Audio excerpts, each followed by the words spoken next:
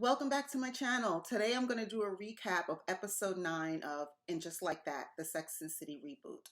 So in this episode, we pick up kind of where we left off last time. We saw that Miranda had asked Steve for a divorce. I've been saying that I think that Miranda is having a midlife crisis and it's playing itself out in her infatuation with Shay. So they decided to go their separate ways, or at least Steve agreed to Miranda's request for a divorce. I don't know if they're still living together or what that process is, but it seems like they're amicable. As I thought about it from last week, and I read all the reviews and all the commentary about that episode, because I think it touched a lot of people who are original Sex and the City fans, because we all love Steve. I started thinking about it. I'm less sad about the breakup because I think I want better for Steve. And I did a video about the reasons why Miranda doesn't deserve Steve and why she never did. I think we were so used to seeing them as a couple and he was such a staple that I never really unpacked it to determine that he was too good for her in some ways. I think she took advantage of the fact that he was consistent. He took a lot of her nonsense. He always kept coming back, kind of like what he said when they were having that conversation about the divorce. He was always the one to keep them tethered. And as I started thinking back through the original season, the original series, I started thinking of all these moments in which she treated him really poorly. And I did a video. I'll actually drop the link in the video so that you can watch it. And now I don't feel so bad about it. I feel bad about the way it went down, but I do think that Steve deserves better. And I will be honest, I wanted to see Miranda fall on her face this week. I did. And I know that's not right, but I wanted her to get a little bit of karma for what she did and how she did it.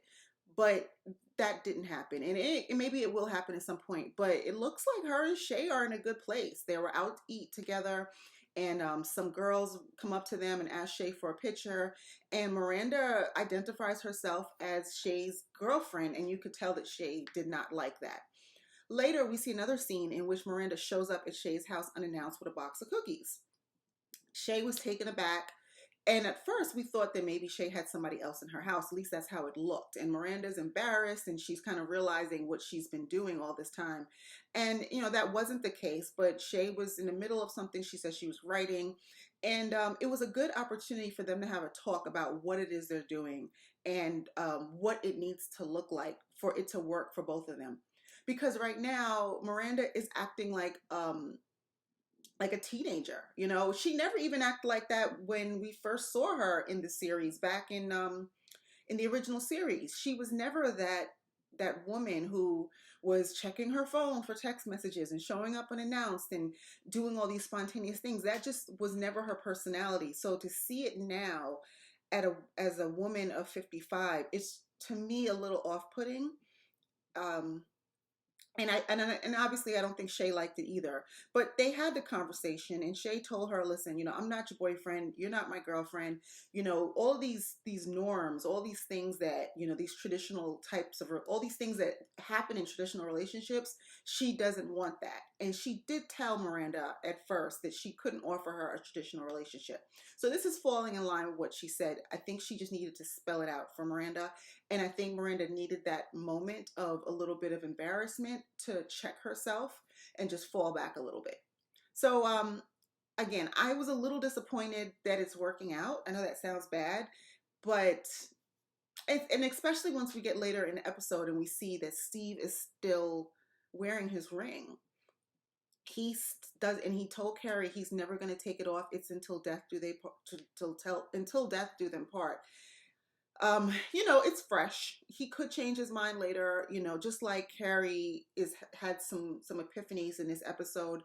But it was sad, to see that Miranda is happy and smiling and living her best life with her new relationship, and Steve is over here broken. And he's still being a stand-up guy. Like, he's still agreeing to volunteer for this project. He's still presenting himself and showing up and seeming like he has a good attitude. So I have to give him so much credit, because a lot of men a lot of people just would have checked out. Once they heard that, they might even be embarrassed and not want to be around her and her friends. So he and Carrie partner up in this painting project, and they get to talking, and he tells her, that he's not taking the ring off. And Carrie says, don't you want something? Don't you want a relationship? Like, you're such a good guy, you deserve it. And it doesn't really land at that moment. But again, like I said, it's really fresh. So that was that was the most, I guess, compelling storyline to me. But what it does, it brings us to Carrie, and how when the episode started, she was talking about how she's going on a date with that guy Peter again, because they tried to go out before, it didn't work out well. And the day of he gets there, she has already decided that she's not gonna be on this date, because she's still mourning big, and she is still wearing her ring, and she doesn't feel comfortable taking it off. She actually started wearing Big's wedding band as well. And Peter took it really well. He said he still has the voicemail of his wife, so he gets it. And this is probably the best person for her to take baby steps with, because he's also a widow, or widower. I don't know which one is which, but he's a widower. Yeah. So he understands it and he gets it. So in that sense, I think that they could support each other, and it may not go anywhere, but it's good that they have each other, and they have a connection with somebody who understands exactly what they're going through.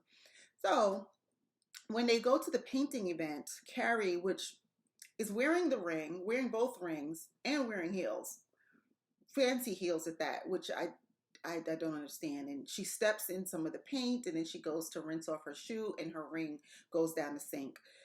So she's devastated, because she thinks that she's lost Big's wedding band, which would obviously be horrible. Steve, being the wonderful person he is, he's handy, and he's just such a sweetheart. He goes and he unscrews the pipe, and he gets the ring for her. And that's when they have the conversation about wedding bands and all of that. And while it was a sad moment for Steve, because it just represents how much he still is in love with Miranda and in love with his marriage, what it does for Carrie is it opens her eyes, so that she realizes the advice that she's giving Steve, she might need to take herself. It might be time to let that go, because he's not coming back. And it doesn't mean that, you love him any less. It doesn't mean that you get rid of the ring or any of that. But in reality, and I'm thinking it's almost a year now post Big's passing, that she realizes that holding on to the ring and holding on to her ring and his is her living in the past, and she has to let that go. So at the end of the episode, we see that she takes both rings off, puts them in a ring box, and then she texts Peter to set up their date. So that was good. I saw a little bit of growth in her character. What else happened? Charlotte and her daughter, it was cute. It was a little, mother-daughter moment, but I think it went on a little long, and it was a little much. Like, I get it. It's the first time she's got her period, and she's, learning how to put on a tampon. But Lily annoyed me a little bit. It was just a lot of screaming and shrieking, and a lot of theatrics. But I guess that's how kids are at 12, 13, or however old she is. But yeah, so I didn't really, that scene was just, it felt like a filler. Like, we have to give Charlotte a storyline this week.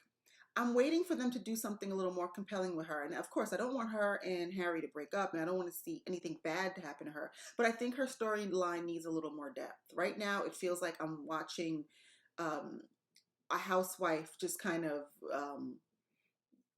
scatter around her house looking for things to do, and it just doesn't, it doesn't do justice to Charlotte's character. I think that there is more to her, and there's some more depth and some layers that we can explore about what her life looks like now as a woman in her 50s with teenagers. And I get it. Most of your life is going to be around your kids, but I do want to see more about her.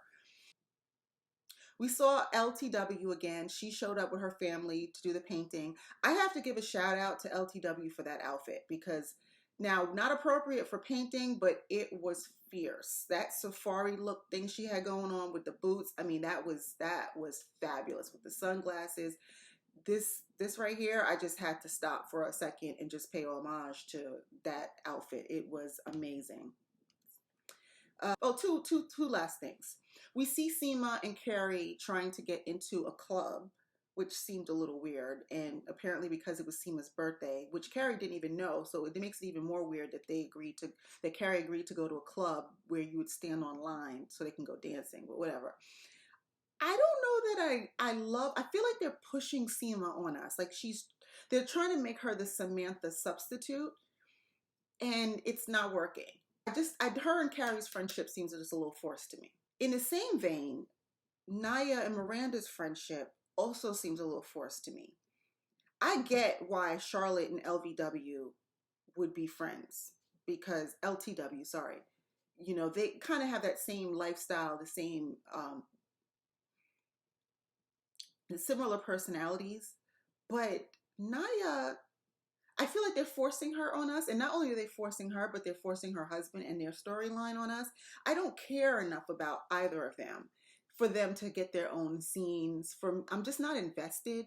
And I also believe that what they're doing with having Naya's husband, it sounds like he's going to leave her because he wants a kid and she doesn't want to try again, is now they're adding her to the single girl fold, right? So we know, so Carrie has lost big. Miranda is in this relationship with Shay, which I don't think is going to last long. So I think she's going to be back out on the market soon enough. Then you have Seema, who is single. And then now we're adding Naya. And it feels a little bit like they're trying to recreate this single girl running through the city thing. I don't know that I love that. I don't know if it just, I don't know that I like it. And again, I can deal with it with the core characters, but when they start adding these other characters and trying to like fit the template of Sex in the City, it doesn't feel organic for me. So that's really it. I mean, not much else happened in this episode. Like I said, I'm still watching because of Miranda's storyline for the most part, but it was, it was something to watch. Let me know what you thought. Tell me what you thought in the comments. Please subscribe to my channel and go ahead and click the notification bell so that you will receive an alert whenever I post a new video. And like, share, and subscribe and all that good stuff. So I will see you next week for what I believe is the last episode of this season. Talk to you later.